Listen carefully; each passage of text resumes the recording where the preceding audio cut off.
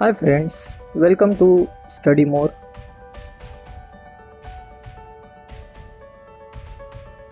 Welcome to Study More. I'm Dr. Anil. So this is physiology section of our channel. So physiology series. इसके अंदर अब आज हम देखने वाले हैं आयनिक कंपोजिशन ऑफ प्लाज्मा,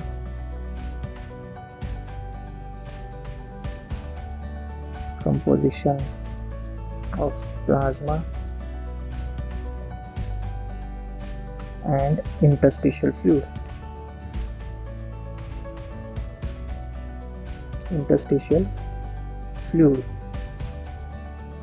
जो कि सिमिलर होते हैं, ओके, इज सिमिलर.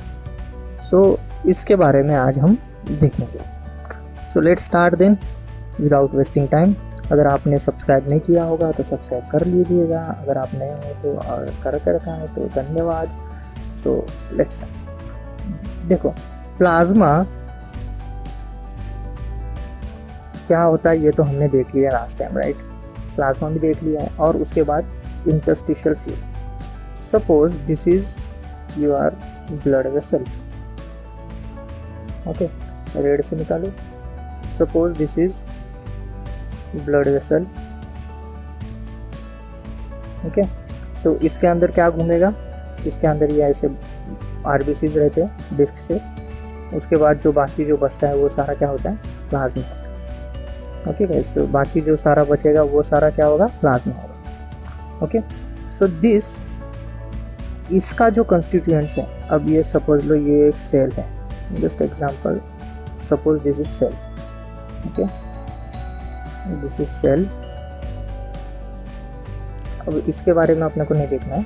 और ये जो बचा हुआ पार्ट होता है बीच वाला, ये जो बचा हुआ बीच वाला पार्ट होता है, इसको हम क्या बोलेंगे? Interstitial space. इंटरस्टिशियल स्पेस है ना, स्पेस. सो यहाँ का जो कंस्टिट्यूएंट है, इसका जो कंपोजिशन है इंटरस्टिशियल स्पेस का, IC इंटरस्टिशियल स्पेस का,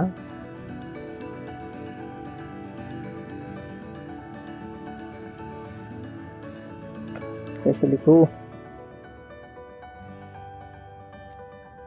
इंटरस्टिशियल स्पेस का जो कंस्टिट्यूशन है वो, और इस ब्लड वेसल का कंस्टिट्यूशन है, यहाँ का जो कंस्टिट्यूशन है और यहाँ का कंस्टिट्यूशन है, वो नियर अबाउट सेम रहता है. ओके गाइस, सो ये हम आज देखेंगे. सो ये दोनों, ये जो स्पेस है इंटरस्टिशियल स्पेस है और ये जो ब्लड वेसल का जो स्पेस है, सो ये एक semi permeable membrane,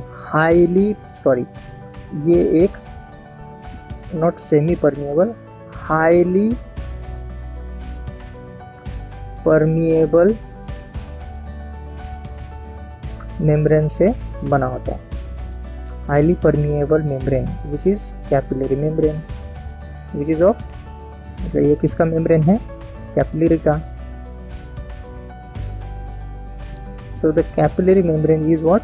highly permeable membrane. Okay, इसके वजह से this is the reason why the composition is quite similar. Okay guys, अब अगर सिमिलर है तो इनके अंदर डिफरेंस क्या है? ये अगर सिमिलर है तो what is the difference between these two, right? Difference क्या है? सो डिफरेंस ये है कि प्लाज्मा के अंदर हायर कॉन्सेंट्रेशन होता है किसका? प्रोटीन्स का. ओके, सो प्रोटीन्स का हायर कॉन्सेंट्रेशन प्लाज्मा में होता है कंपेयर टू इंटरस्टिशियल स्पेस. और इंटरस्टिशियल स्पेस में प्रोटीन कैसे होते हैं? लो होते हैं. क्यों? बिकॉज वाई, ऐसा क्यों होता है? सो ऐसा इसलिए होता है because the size of this plasma protein is more than the permeability, than the pores or fenestration or the permeable membrane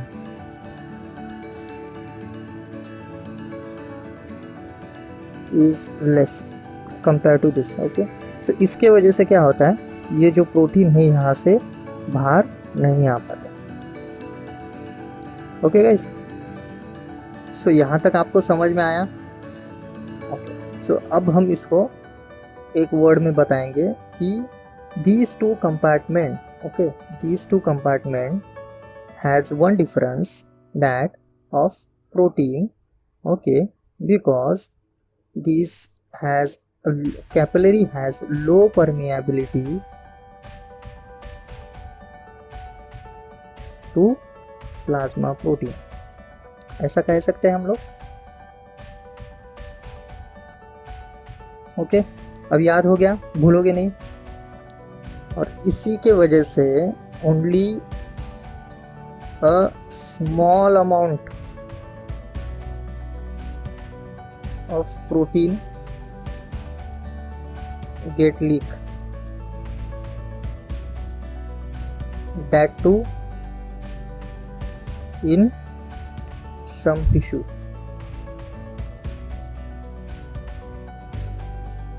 Okay, in most tissues or most tissues.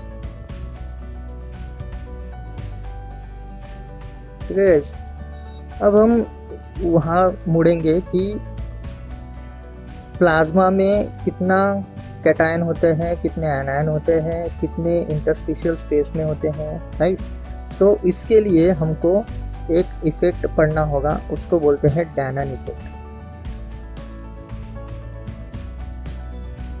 Okay guys, so because of this Donnan effect क्या होता है, concentration of positively charge ion is slightly greater in plasma compare to interstitial fluid. So ये जो interstitial plasma है, ये blood vessel है समझ लो. सो इसके अंदर का कॉन्सेंट्रेशन, सो इसके अंदर जो कॉन्सेंट्रेशन है इसका कैटायंस का, कैटायंस मतलब क्या बोलेंगे हम लोग, पॉजिटिवली चार्ज आयन. सो पॉजिटिवली चार्ज आयंस का जो कॉन्सेंट्रेशन है वो प्लाज्मा में ज़्यादा होता है, राइट. सो कितना ज़्यादा होता है, सो अप्रॉक्सीमेटली अगर हम देखेंगे तो 2% ज़्यादा होता है कंपेयर टू इंटरस्टिशियल फ्लूइड. और इंटरस्टिशियल फ्लूइड में क्या होगा, लो होगा compare to this. Okay, so इसका रीज़न ये है because this plasma has a protein, has more protein, right, has more protein. So this protein has which charge, protein के ऊपर कौन सा चार्ज होता है, negative charge, is negatively charge body. So because of this negatively charge it has a tendency to bind a positively charge cations, right. So this has positively charged cations. इसके वजह से जो सोडियम होता है, like इसके जैसे जो calcium होता है जो पॉजिटिवली चार्ज है, ये थोड़े से इस यहाँ पर ज़्यादा, सो ये ज़्यादा होते हैं. सो इसी के रीजन, और इसका कन्वर्सली भी राइट है. सो कन्वर्सली अगर हम देखेंगे तो इंटरस्टिशियल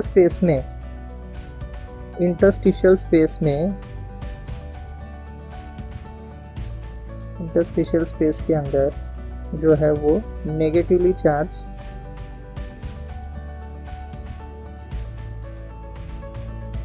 ज़्यादा होता है, सॉरी नेगेटिवली चार्ज कम होता है.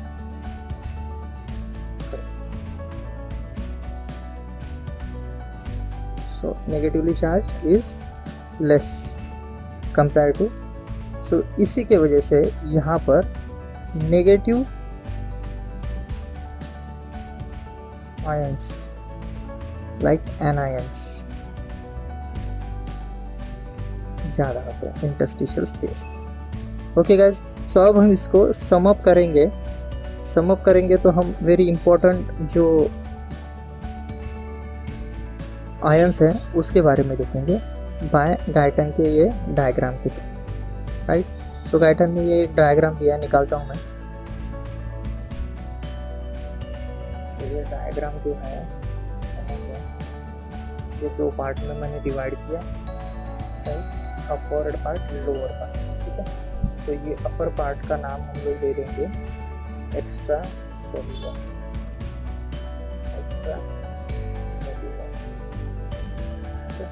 और नीचे का नाम देंगे इंट्रा सेलुलर।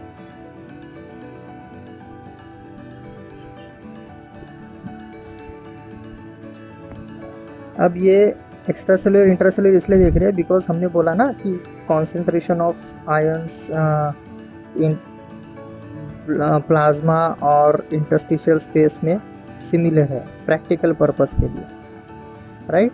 सिर्फ डिफरेंस किसका है, प्लाज्मा प्रोटीन का है। बट प्लाज्मा प्रोटीन या फिर ये ब्लड वेसल ये एनायंस को रिपेल करेंगे, राइट, ऐसा दिखाया। सो इसलिए अभी हम देखते हैं इन जनरल जो एक्स्ट्रा सेलुलर इंट्रा सेलुलर में कौन सा एनायंस ज़्यादा होते हैं या कैटायंस ज़्यादा होते हैं, राइट। सो ये एक पार्ट हम लोग ये एक डिवाइड कर लेते हैं इस पर से दो भागों में। ये जो पार्ट है ये है कैटायन, ये कैटायन का पार्ट है, और ये है एनायन का part. Okay, anion means what, negatively charge, cation means what, positively charge. Okay, so ये जो एक्स्ट्रा सेलुलर फ्लूइड है, एक्स्ट्रा सेलुलर कंपार्टमेंट है, उसके अंदर क्या ज़्यादा होगा, sodium. What, sodium is more. Okay, और सिर्फ इतना कहाँ होगा, इंट्रासेलुलर स्पेस, ठीक है। ये लाइन के नीचे आया ना। उसके बाद कैटायन का देख रहे हैं हम लोग। सो कैटायन में पोटेशियम ये कहाँ पर ज़्यादा होगा, इंट्रासेलुलर पे, और कम कहाँ पर, थोड़ा सा कम कहाँ पर होगा, एक्स्ट्रा सेलुलर स्पेस, ठीक है। और कैल्शियम कहाँ पर होगा, calcium will be in the extra cellular space. Okay, so यहाँ पर एक एग्जांपल देने के लिए बोल सकते हो कि इंट्रा सेलुलर स्पेस में कैल्शियम नहीं है। सो कैल्शियम इज नो मोर इन, ठीक है, नहीं है एक्स्ट्रा इंट्रा सेलुलर स्पेस में। Magnesium is more in intracellular space and less in extra cellular space. हो गया।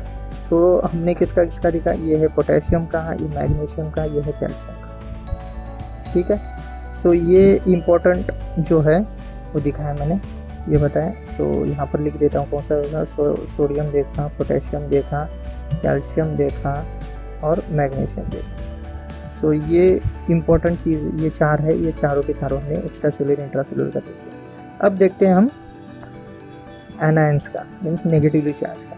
सो ये जो क्लोराइड है, ये क्लोराइड जो है वो एक्स्ट्रा सेलुलर में ज़्यादा है, Cl-। ओके, और यहाँ पर इंट्रा सेलुलर में कम है। उसी के जैसा अपोजिट, बट अपोजिट फॉस्फेट है, PO4, राइट, माइनस। सो ये जो है PO4 ये एक्स्ट्रा सेलुलर में कम है, और एक्स्ट्रा सेलुलर में कम है, और इंट्रा सेलुलर में ज़्यादा है। उसी तरीके से बाइकार्ब इंट्रा सेलुलर में कम है और एक्स्ट्रा सेलुलर में ज़्यादा है। ओके गाइस, उसी तरीके से अगर देखेंगे तो प्रोटीन जो है वो एक्स्ट्रा सेलुलर में जितना है उससे डबल या ट्रिपल ये इंट्रा सेलुलर में। ओके गाइस, सो अब मैं इनको, ये प्रोटीन है, ये बाइकार्ब है, राइट, बाइकार्ब है, उसके बाद ये फॉस्फेट है और ये क्लोराइड है। सो हमने कौन कौन से एनायंस देखे, important anions, Cl minus, phosphate minus और bicarb minus, okay, and some proteins. Okay guys, so ये सारी इंपॉर्टेंट चीज़ें हैं इंट्रासेलुलर एक्स्ट्रासेलुलर कंपैरिजन का। सो आई होप आपको ये समझ में आया होगा, डानन इफेक्ट भी समझ में आया होगा। So okay guys, so for today ये मैं कहाँ से पढ़ा रहा हूँ तुमको, text book of physiology,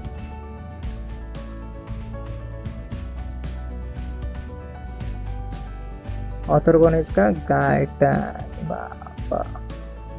Guyton and Hall. Okay, हम लाइन टू लाइन पढ़ रहे हैं बघा, we are not missing any line, we are studying line to line. Okay, important line तो छोड़ ही नहीं रहे, वैसे ही लाइन से जाएंगे। Okay guys, thank you, do like share subscribe to study more, थोड़ा प्यार दिखाओ दोस्तों। चलो, धन्यवाद।